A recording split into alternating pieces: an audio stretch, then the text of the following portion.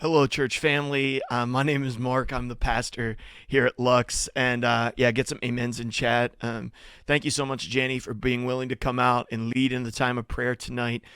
Before we dive into what we're going to be talking about tonight, which is very different than what we have done historically here at Lux, I want to give you a quick little disclaimer and also welcome you if you're here for the very first time. If you are here for the very first time, I just want to say thank you for being here with us. We appreciate you. We love you. We've prayed for you, and we are so glad that you're here. So thank you for being here. Honestly, we started Lux because we wanted to be able to interact with people who would never go to church, who maybe their entire experience or understanding of church was made up when they were a child or made up off of their understanding of what's on TikTok, and they have a really bad view of the church. And we really wanted to show gamers in particular that actually people who follow Jesus can love them well, care for them well, and that spiritual walk and spiritual journey is worth going on. And so wherever you are in your life right now, whether you're a follower of Jesus or you don't care at all about God or don't believe that God exists, makes no difference to us. We're honestly just glad that you're here. We're so appreciative of the fact that you gave us a portion of your Wednesday night. So whether you were strolling through here or noticed that we were talking about mental health tonight, whatever it is that brought you here tonight, it's our honor and our privilege to have you here as our guest.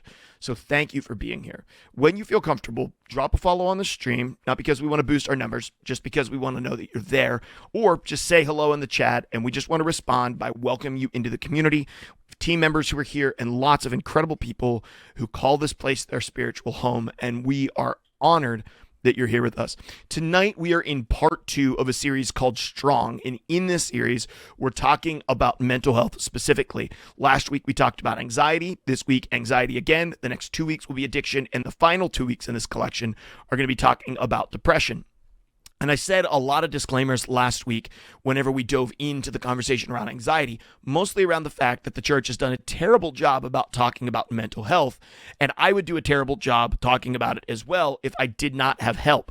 I'm simply not qualified. There's a lot of pastors in the world that want to be able to talk about mental health, but simply don't feel qualified to be able to do it. So we decided that I would preach on a subject one week, and the following week, we would invite in a mental health professional to come that actually focuses on one of these 3 key areas and have an open conversation where I'm going to ask some questions, and you are also going to be able to send some questions. And Average Baja Blast with the sub. Welcome, first off, my friend. It's so good to see you with us tonight. We love you, brother. Thank you for being here with us. Thank you for being here. Honest. Thank you for being here. I got nervous when I saw your Discord was disconnected the other day, and it's just an honor that you're here. And so all of those disclaimers said, we're going to have someone who's going to join us tonight. I'm going to ask her a few questions, and you'll be able to ask questions in the post show. So if you save your questions towards the end of the stream, I'll make sure that I can get to them. I'll do my best to remember the ones that come up during the stream, but we're definitely going to get to them at the end of the stream in the post show tonight. So with no further ado, I would love to welcome Deb on to the stream tonight. Deb, welcome. How are you?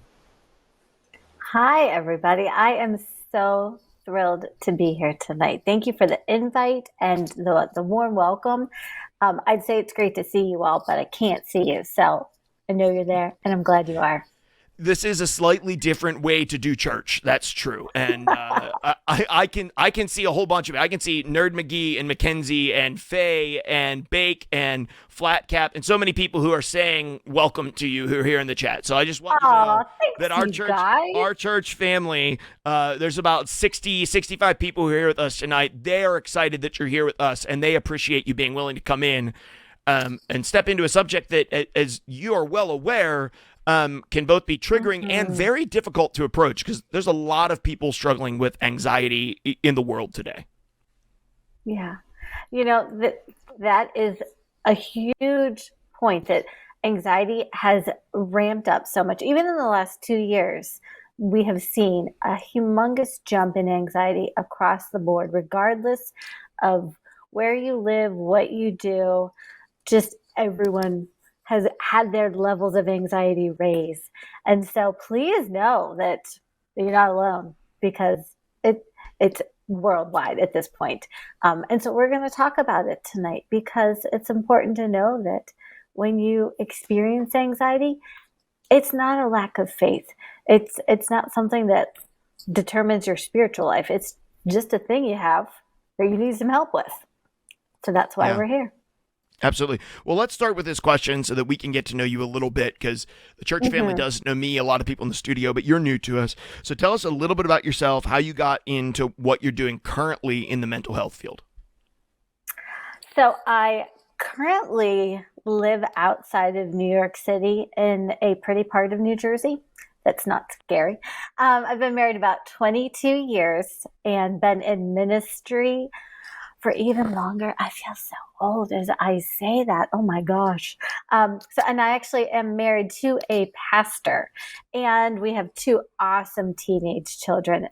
And we have had just a lot of fun being parents and raising them. And because of those children, I'm now a Star Wars fan. I would not say expert, but I know my stuff. We Um, appreciate I that. We am a appreciate that fan. here at Lux. I am a fan of naps and coffee, but not always in that order. So I had been in ministry for about 25 years and then had a midlife career shift to counseling, because one of the things I found was that I really enjoyed talking to people. I was always the one that people came to with their problems or stuff that was going on, and I loved to just listen and talk with them and support them in any way I could. And I found that there was some stuff it was outside of my training to help with. And through a discussion with my husband, he was like, well, why don't you just be a counselor? And so I was like, oh, that's a great idea, I should. And sure enough, it really was a great idea, and I did. And so I'm now currently a licensed counselor in New Jersey, and I'm working in a private practice and at a ministry that provides counseling for church staffs. And I did choose to specialize in anxiety because I've seen how pervasive it is, and I really want to be able to give people tools, and not just like secular tools, but integrate them with faith too, because I think that when we integrate faith into our emotional lives, that gives us so much more to work with, so much more relief, and so much more hope for what's next. So that's a little bit about me. Feel free to ask me more later in the chat. I'll answer whatever you need. Awesome. Awesome. Yeah. And one of the things we talked about yesterday, Deb, even was, or not yesterday, last week rather, was the fact that the people who I asked can't come on. It was really important to me, two things. One, that faith was an integral part of recovery or treatment. Yeah. But that it wasn't the only part of recovery and treatment as well. Because sometimes the church falls for that trap that it's just like, we'll have more faith, just pray more, just read your Bible more often. Like, well, of course you have anxiety. You don't go to a small group and that, people who legitimately are having issues with anxiety in public places. And we sort of heap we can tend to heap the guilt on top of people inside of spiritual communities. Because the truth is many people inside of spiritual communities want to help, but they're poorly equipped and don't know how to help. So they just end up saying things that hurt rather than saying things that help, more often than not. My gosh. That's exactly right. I mean, if anyone has ever heard, well, you just need to pray harder about it, please know that is just a dirty lie. That has nothing to do with, if you pray better, you'll feel better. That's not true. That's not even biblical. In the Bible, we see people all over who come to God in this state of just hot mess. You can find it in Psalms, which is like the poetry book and kind of book of song lyrics in the very center of the Bible. There's so much emotion that people are just pouring out to God, and it's okay. God doesn't get flustered with how we experience our emotions. In fact, He wired us this way to have emotions and to experience this stuff. But what we find too is, with the church, sometimes when we do benefit from medication, we get this message sometimes from some people in church who are saying, well, if you really were a good Christian, you wouldn't need to go on medication. And that's in the dirty lie category, because God gave someone the idea to invent Zoloft, which is fantastic for depression and anxiety. So, okay, let's use it. If you get a cut, you can put a Band-Aid on it and it'll heal, right? Sure. God designed our body that way. If we've got an emotional cut or wound, and we can take care of some stuff on our own and figure out how to just keep going through life, then we can say, okay, I'm okay. But if you get like a huge, like if you have a shark bite on your arm, you need some help getting Mm. that thing healed. Got to call in a doctor. Got to get some extra help. And it's the same with the big emotional stuff that we have too. Like when it is a wound or it interferes with life, get some other help, because Mm. God didn't put us on a desert island all by ourselves just to do life that way. We have a ton of resources around. And as the church, we get to be resources for each other. Speaking Sometimes the church members aren't always the most helpful, but we are working on changing that, starting here. Yeah, sure. Well, speaking of, how do you, in your experience, how do you see anxiety? Because we are a spiritual community. How do you see anxiety impacting Mm-hmm. people's spiritual lives specifically, and sort of like how the spiritual life tends to interact with this specific struggle mentally? Yeah. Well, even before I answer that fully, I want to just identify kind of what anxiety is. Sure. And for anyone who's listening who's an overthinker or already ramped up and anxious, um, what I want you to do tonight is only listen for one thing that's helpful. The only thing you need to do tonight. Just one thing. You can totally tune me out when you're done. Like when you hear the one thing that's helpful, just listen for one thing. But let me explain kind of what anxiety is and how we experience it. Um, there's a whole list of stuff, and it includes feeling nervous or restless or tense, having a sense of like impending danger or panic or doom. Sometimes you feel like your heart rate beats faster and increases. You can breathe rapidly and even kind of go into hyperventilation. You might sweat. You might get like trembly or shaky. You might feel weak or tired, or even like get tired and fatigued really easily. Sometimes you can have trouble concentrating or thinking about anything other than the present worry, or even experience kind of like a blanking out or a brain fog and just like not be able to think like you're used to being able to function. Some people have trouble falling asleep or staying asleep or both. You may experience like gastrointestinal problems, everything from like upset stomach to upset things coming out. Um, you have trouble have trouble controlling your worry, have the urge sometimes to avoid things that trigger the anxiety. And the last two on this list are that you could feel really restless or irritable, and then sore or achy muscles, like tension in your jaw or tension in your shoulders. So there's like the physical experience of it, and then there's the internal experience of it. Um, and let's just say everything is connected. How we feel, how we perceive our faith, how we perceive God.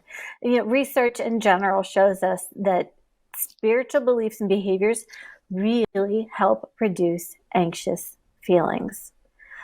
But we have to ask too, like what does spirituality look like for you? What's your view of God?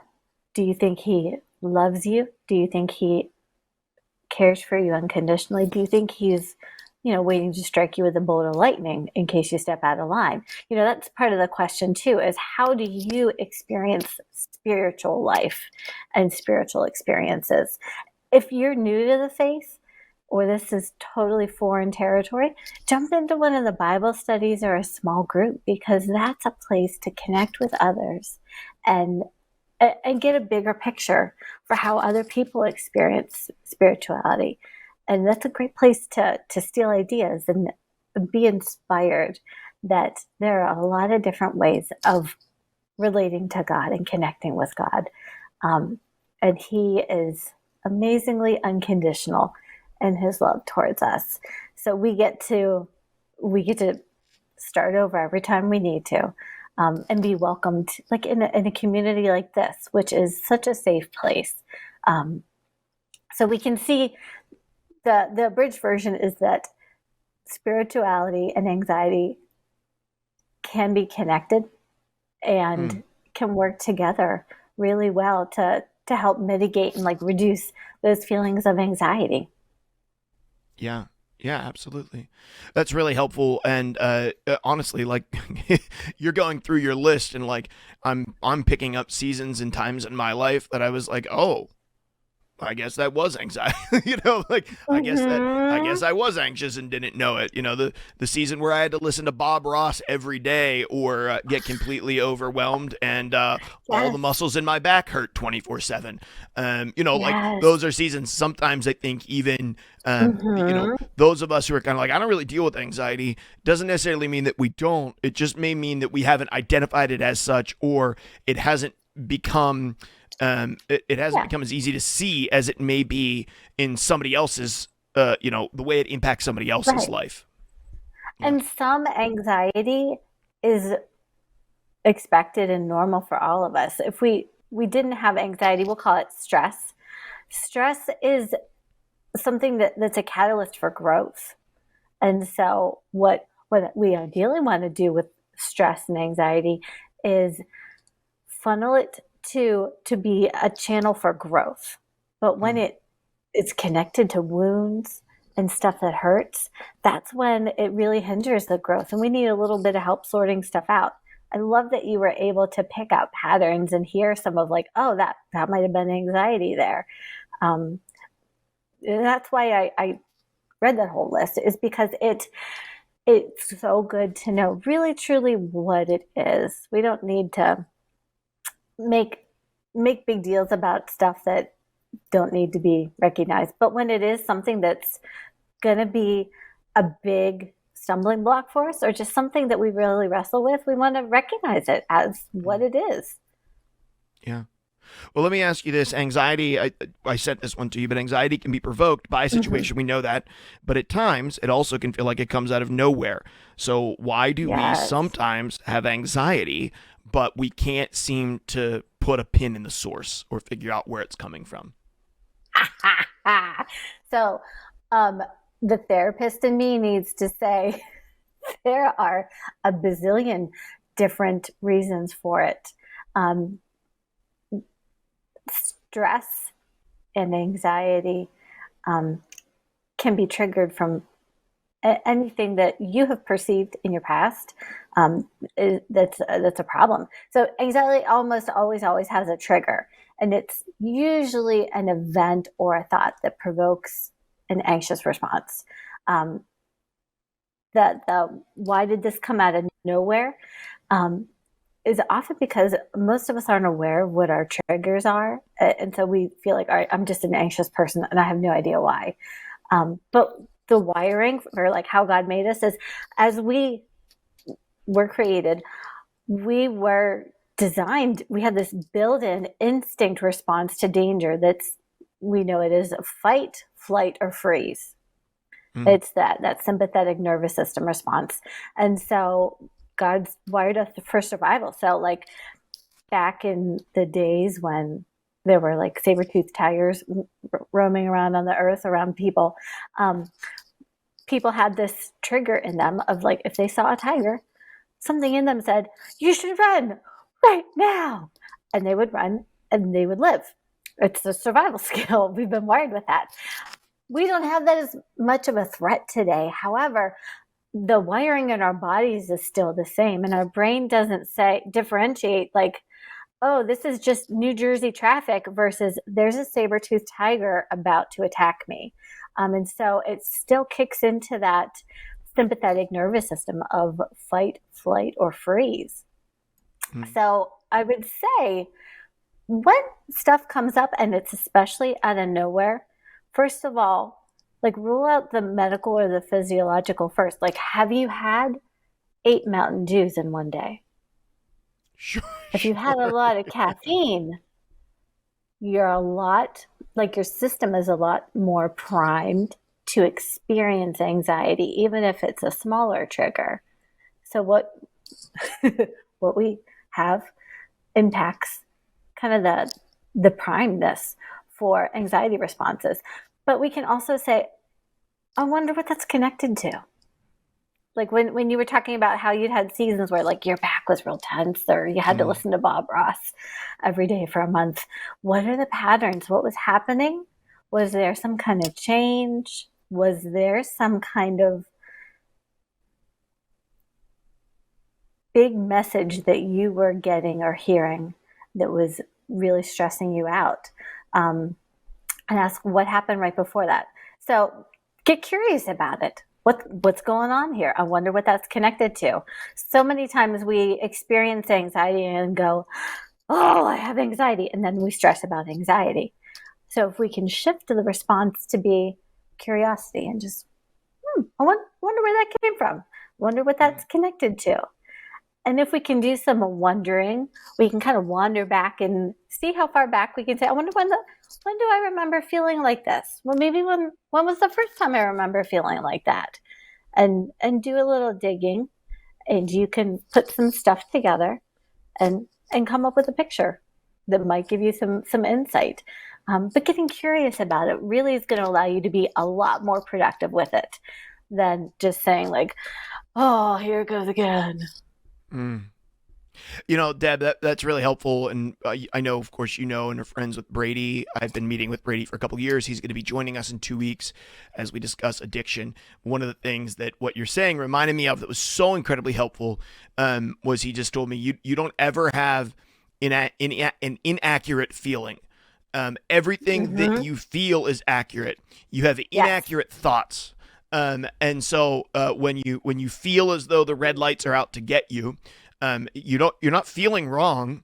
You're thinking wrong. There's a thought that says the red lights are out to get you, Mm-hmm. which clearly the red lights are not Mm-hmm. out to get you, but you think that they are, and you get mad at the red lights. And it was really helpful for me as somebody who's a deeply feeling person that my Mm-hmm. thoughts turn to feelings very, very rapidly, and it's very hard for me to catch the thought. So I'm just clutched in feelings, and then it takes me Mm. time to decompress and to trace the feeling to the thought, which enables me to have an extremely addictive personality because I chase feelings very, very easily.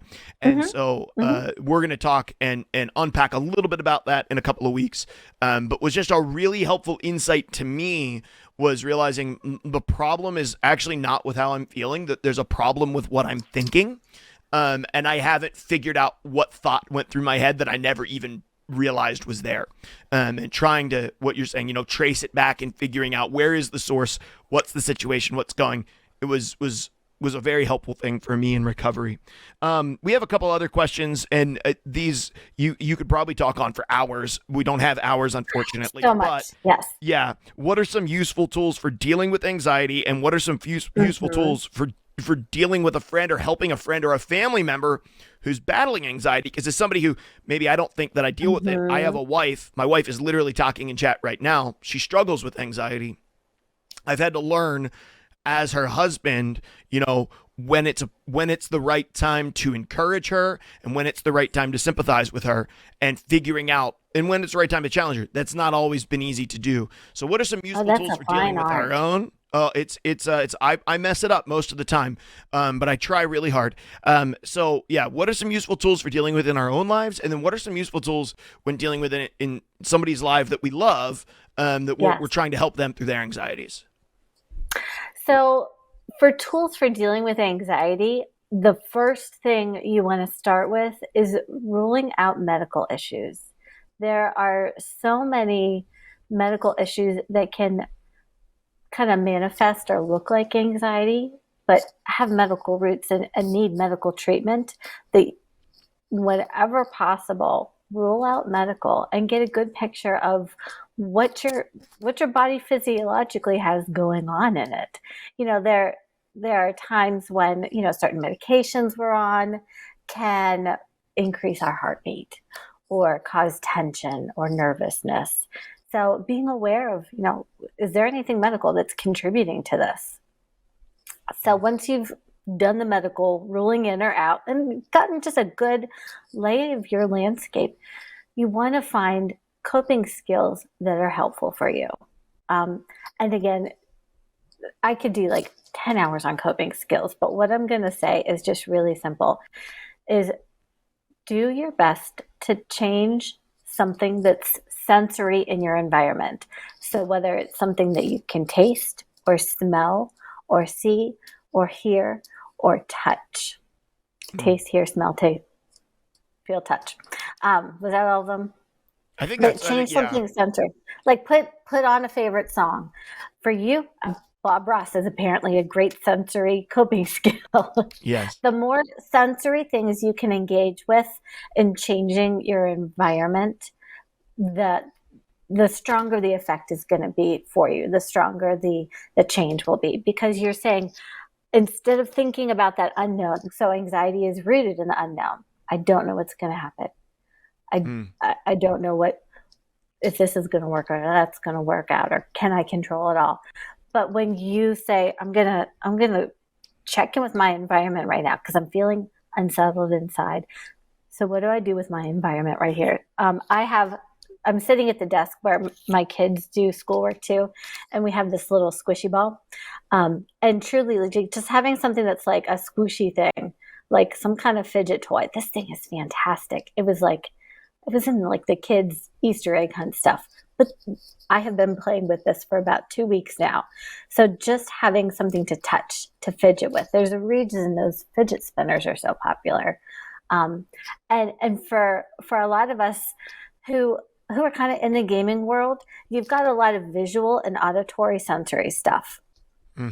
So change some of that. You know how the the virtual reality stuff is Yep. so immersive? Grab the Google Earth and like find a tour of a fantastic island or like a place that you want to go. Immerse yourself in that and see how your body reacts to that. If you've got like a favorite type of tea, Mark, maybe not you, but I do love tea. I do like tea. I'm so sorry it gives you migraines. But what tea smells like and tastes like and feels like as you swallow it, like notice those things that go into your body. Um, and also, in terms of coping skills, when we include our faith in this, prayer is a huge one. Mm. One of the coolest verses for me was in Psalm 116 when David's saying, "I will pray as long as I have breath, I will pray because the Lord inclines his ear to me." Like God bends down and listens when I pray. And it's not like someone hinted about, like God made it abundantly clear, like he bends down and listens when we pray. So sometimes the prayer can just be like you don't even have to have words, just point and like God is bending down, listening to that. Or it can be a Jesus take the wheel, do a one sentence prayer, whatever you need to say. But try saying it out loud and picturing God bending down, listening to you without judgment, just like a parent who loves their kid bends down and listens to that kid saying, I need this. Another useful tool for dealing with anxiety is to connect with other people. Mm. Small groups are fantastic. And I promise, like Mark did not prep me on any of these answers, but this is truly something that is very effective with mitigating anxiety, is connecting with others, having so meaningful social connections. And if we can multitask and make this a meaningful social connection that is spiritually focused, fantastic. Let's go. Everyone should be in a small group because it's good for our souls and good for ourselves. And Mm. finally, the last coping skill, I'm going to ask you guys to do this with me, is breathing. And the Mm. reason Yes. why I love breathing, it sounds so stupid. I know so many people are like, no, I breathe all day, every day, Deb. But when you are in the fight or flight mode, the emotion part of your brain is driving that fight, flight, or freeze. And everything's ramped up for survival. So when you shift and say, I'm going to do purposeful breathing, you're shifting to the thinking part of your brain that says, I'm going to take over. Emotions, you're going to get in the back seat. Thinking part of the brain is going to the front seat. So let's calm it down and move on. So give yourself in general, about 2 minutes for breathing to work.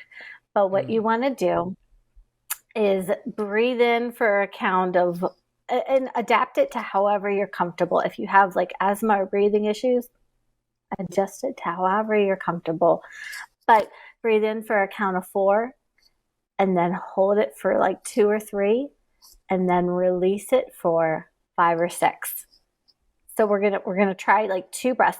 And I just want you to notice how your body feels, like what you feel in your body. If you do it, we're not going to do for a full 2 minutes, but if you do it for 30 seconds, you can feel the shift from the nervous, the emotion part of the brain driving to the thinking part of the brain driving. So I'm going to count on my fingers and just try breathing. We'll do 2 rounds of this. So breathe in, 1, 2, 3, 4, and hold it. 1, 2, 3, 4. I'm going to give you 5. And then breathe out real slow. 1, 2, 3, 4, 5, 6. Great. We're going to breathe in again.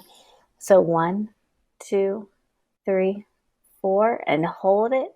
We'll just go 1, 2. We'll do 3 this time. And now breathe out real slow. 1, 2, 3, 4, 5, 6. And just check in with your body and see if you feel anything different. And while we finish the rest of this interview, try and keep breathing and see what it does for you. I will say this. Breathing muscles are so good to work on. Not that you get abs. I mean, but the practice of breathing and training your body that when we do this, we calm down.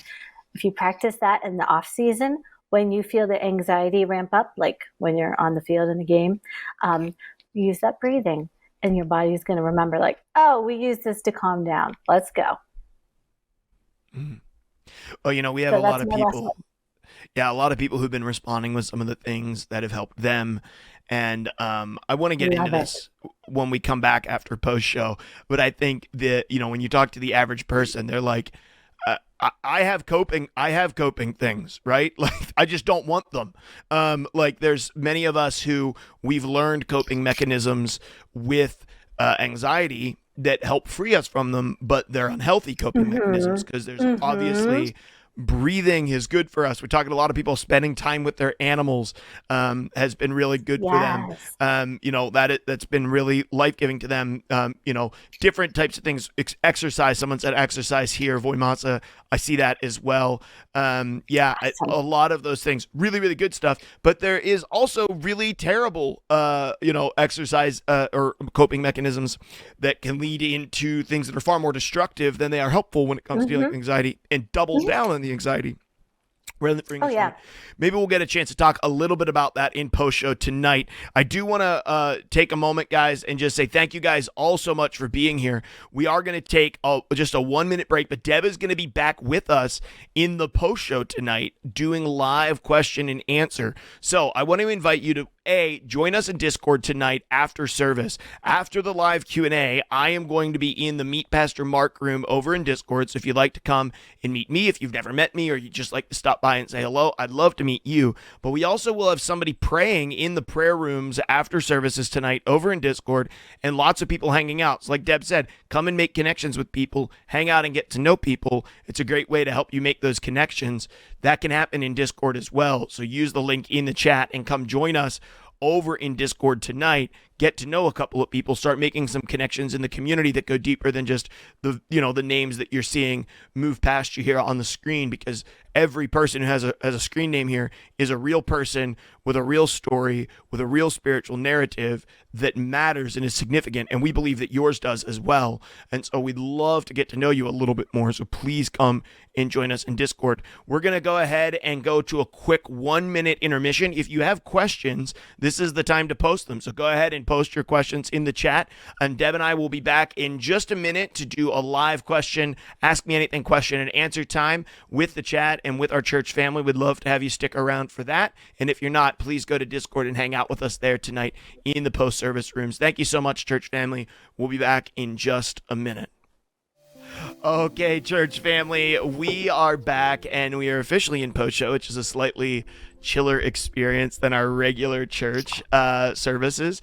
And Deb, we did have a couple of questions that came in for you, which I thought was great. And one of them I don't even understand. So, just some guy Okay, TN said, question for Deb: what is her opinion on TDCS for anxiety? that's a great question. And he gets 50 bonus points for knowing TDC or 50 TCDS. bonus It, points. Take it. 50 We'll take bonus those. points. I hand them out generously, but they're not worth anything. Okay, Here's a high perfect. five. Yep. It's called transcranial direct current stimulation. So it's essentially like gentle electric shock for your brain, because if we know anxiety, and if it's the right kind of anxiety that is produced mentally in the brain, we can stimulate different parts of the brain to help either increase the production of the serotonin, or make it cooperate in the particular regions where it's not cooperating. So that is newly researched. There's some studies coming out on it that are saying, yeah, it seems like it could work.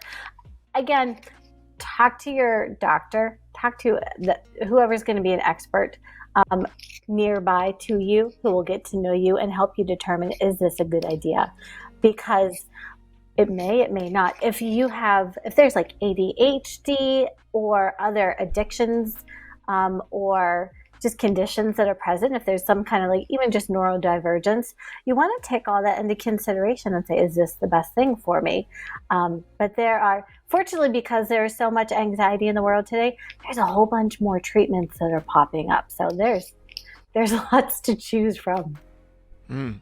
Awesome. Yeah, another question that came in that dealt with this is, how does TCDS compare to EMDR, which I also don't know what that is. So Oh, I do. I'm trained in that one. It's my favorite. perfect. So EMDR is called eye movement desensitization and reprocessing. It was originally developed as another method to help treat PTSD and the anxiety that a lot of PTSD clients exhibit.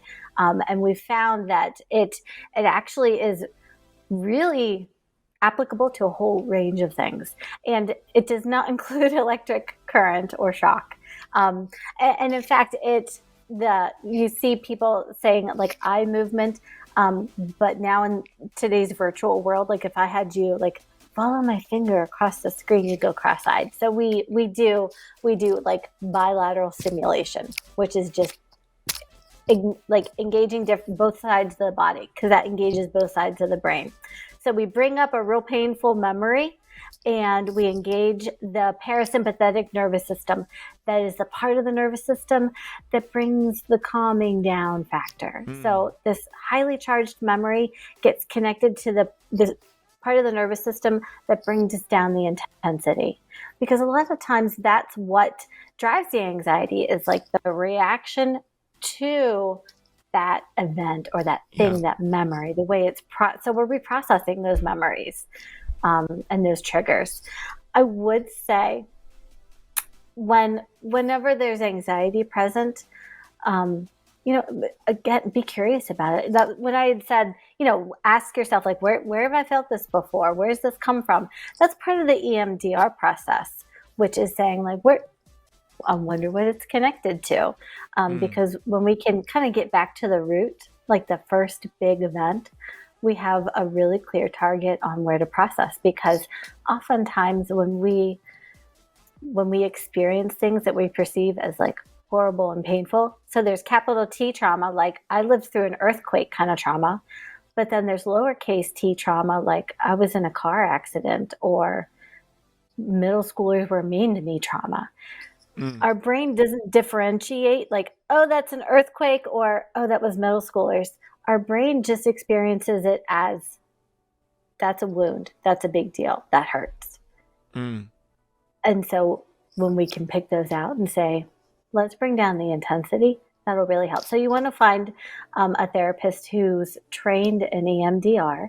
And anytime there's trauma, see your little tree. little t. That's a really great tool to engage in with a therapist.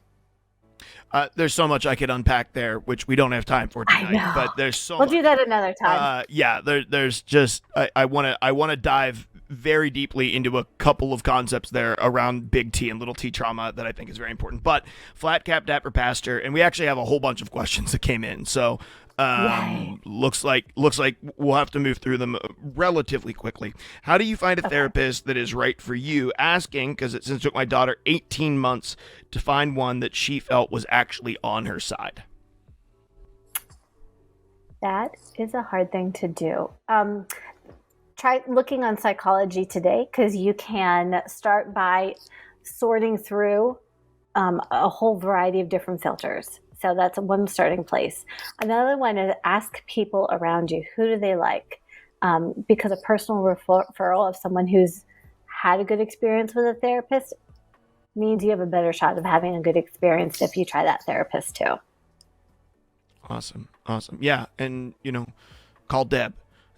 She'll Call me. yeah, call Deb. Sign up to meet with Yes. Deb. I literally send everybody to my guy. So like they're like, who should I go to? I'm like, "You should Well, go and I'm actually joining his practice. I'm joining his Yep. practice. That's why we're coming to town. So we'll be around. Absolutely. And if I'm looking down chat, it's just because it's easier for me to see past chat messages on my phone than it is to see them on the screen. Jenny asked, after childhood sexual trauma, how do you trust God in your emotions when you know in your brain that you can? So logically knows that she can trust God, has the head knowledge. How does that transfer into, actually practically living that out, heart knowledge? I would love to say there's a one sentence answer, but it's a journey and it's a healing process. I would say, first of all, find someone who can help facilitate your healing first, because once you quiet those loud voices that are still hurting and scary, it'll continue to grow, and it'll be a slow process. And be ready for slow growth. Don't expect overnight switch. God sometimes does that, but for most of the time, it's a long, slow process. But it is doable. And I know this because I know the narrative of some of the people in our community. I think one of the hard things is that it's a long process, but it's longer if you don't engage in it, right? I really feel like a lot of times with trauma, specifically around childhood trauma, if you put the pause button on it there, and you don't process it for 20 years, you're not 20 years closer to being healed. You're likely at a similar spot that you were 20 years before. You've just got 20 years of life under your belt since that time. Yeah, exactly. Throughout my life, I've worked with a lot of teenagers, and almost every single teenager, specifically females that I've worked with, I could tell you almost really close to the exact age that they were traumatized or abused or sexually abused. Because there is a section of you that matures very rapidly, and there's a section of you that stops maturing entirely. Maybe not entirely, but close. And so I would oftentimes know someone in their 20s who was sexually abused at 10 or 12 because they dealt with conflict like a 10 or 12-year-old still. But in other areas of their life, they seemed very mature and very put together. Maybe professionally, they were very put together, but conflict resolution was very stunted. And I think that happens a lot, and it prevents us from engaging and maturing in those areas because that's the areas of most significant pain. Well, a lot of times we're told, just suck it up and move on. Everybody has stuff in their past. Yeah. But we get to heal. Yeah, we get the opportunity to heal, exactly. Who shot first, Han or Greedo from Star Wars? Hard question. Luke. Luke shot for just Luke, just the Skywalkers. I didn't claim to be an expert, just a fan. Templar said, Deb, what are your thoughts on the connections between exercise and stress? He also said, I've tried nothing and I haven't found that to be very effective. So he that's great research already. Yeah, I'm going to give him 50 points for good research. Sure. Exercise and mental health, very, very, very close connection. very close connection. Whole bunch of the British version of this answer is a whole bunch of research supports exercise is fantastic for reducing anxiety and reducing depression, and it helps to be proactive and prevent dementia and Alzheimer's later in life. The more oxygen you get in your brain, the better. If you aim for like 3 to 4 days a week, about a half an hour of something, just move. Listen, I wish I could be a runner and like run marathons and love all that, but I hate it. I like walking now, so I walk. So find something that works for you. Maybe try a softball team. Wouldn't it be fun if we could have like a whole softball team from Lux? It would be weird. Phenomenal. We wouldn't get much exercise because we'd have to play softball online. So it would have to be a video game. Yep. Yeah. Yeah. We could pretend that we're doing something effective, I guess. Nerd McGee asks, "What is?" So you feel like you're sweating. Yes, it's hot in here right now. Nerd McGee asks, what is one of your favorite books in the field for helping disciplines? And then I lost it. Let me look because people started posting books in the fields of the helping disciplines that has helped you personally, or perhaps an author. I am going to give you some authors. Again, anxiety is super pervasive, so a lot of people are writing about it. One of the new ones that I really like is Dr. Gregory Jans. He has the Anxiety Reset that's new and fantastic. And I also like Dr. Caroline Leaf. And I'll email you the podcasts and the links that I've got for resources. And we'll share them with the church family then. Awesome. There's one, Out of the Dark, by Disa and Laura Williams. It's a podcast on just mental health and talking about this stuff. And then there's a Christian prayer meditation app called Pneuma Breath, Pneuma Breath. And I also like the Abide app that has meditations and even like sleep app pieces to it. There's a lot of stuff out there. See what works for you. If the first one or two things you try don't work, move on to something else. Absolutely. Chino Mage said, do you feel like the stigma of mental health has started going away or lifting in the past couple of years? I think it is starting to turn because over COVID, everyone recognized, we have like a mental health epidemic going on here. And so we've been talking about it a lot more. And it will require us to continue talking about it, but I think the tide has turned. We need to keep talking about it and saying it's okay to be Christian and take medication. Totally. Yeah, and engaging in the conversation like we are here, saying, hey, as a church, we're going to enter into the conversation. We're going to talk about it. We're not going to come up with all the answers. You're not going to get cured because you listened into this collection, but maybe you'll walk away with a helpful tool or an answer to a couple of questions that you might have had as we work through it. We're going to ask, I have like one more here. We're going to ask, I have two more. We're going to ask two more, and then we're going to close it out. How can you break down the walls of shutting people out after multiple instances of trauma from friends who have hurt you? So basically, how do you open back up? How do you forgive and open back up to somebody who may have hurt you in the past? The short answer is boundaries work. Figure out where you want to set your boundaries. There's a great book by Cloud and Townsend called Boundaries. And I think that's a fantastic place to start. Love their work. Yep.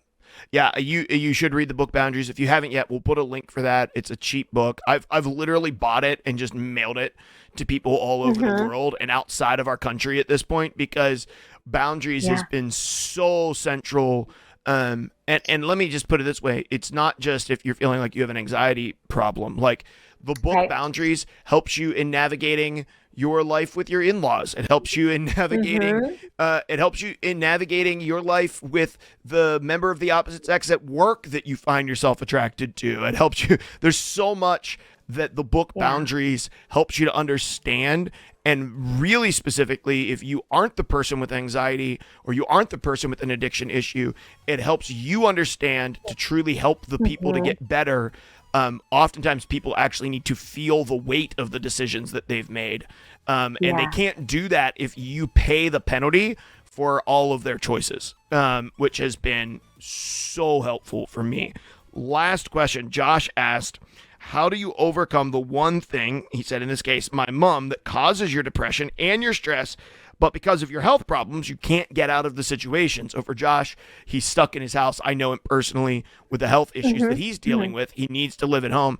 But home is also the place where sort of the source of his trauma, anxiety, and stress come from in the relationship he has there at home. Josh, first of all, you get 100 points for awareness of recognizing like the impact of your environment on you. So learning how to kind of develop your assertiveness skills and setting your boundaries or saying, this is what I need. Most often when you're in a toxic environment, you feel like you don't have a whole lot of control or you're not really empowered to handle what's around you because you feel kind of stuck. So finding where you have choices, finding where you have options, and looking for those.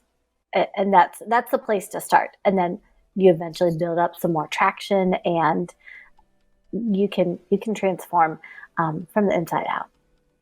Yeah. Yeah, I love that idea of instead of focusing on where you don't have options, focusing on where you do, which is really great. Deb, thank you so much for being willing to come on. If you're still hanging out with us tonight, if you would, throw some fives in chat for Deb. And Deb, fives in chat is our way of clapping, right? Because we have two hands with fives, and so that's our way of clapping. Throw some fives in chat for Deb. Thank you so much for being with us. We really deeply appreciate you. I'll get some of those resources off you, and we will throw some of those up in the church Discord this week by Friday. I'll try to get all those up. So if you are looking for some of those resources, some of those books, that sort of stuff, check that out there. Deb, thank you so much for coming on. I love you, appreciate you. Thank you. My pleasure. It's been an honor to be with all of you tonight. Thank you for letting me be part of this. Yeah, have a great night. Thank you. You as well. Church family, that's going to wrap up this service and part 2 of our Strong series. Next week when we come back, I'm going to be sharing from my heart as we have a conversation about addiction.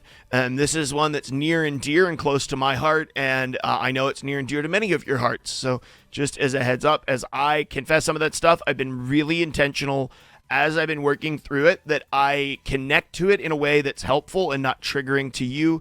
So if you're dealing with addiction, just know it's not my goal to trigger you and your addiction and your relapse next week. My goal is to help strengthen us and connect with one another and be open, honest, and vulnerable during that time. So please come next week. And if you have somebody who's battling addiction, invite them to come with you.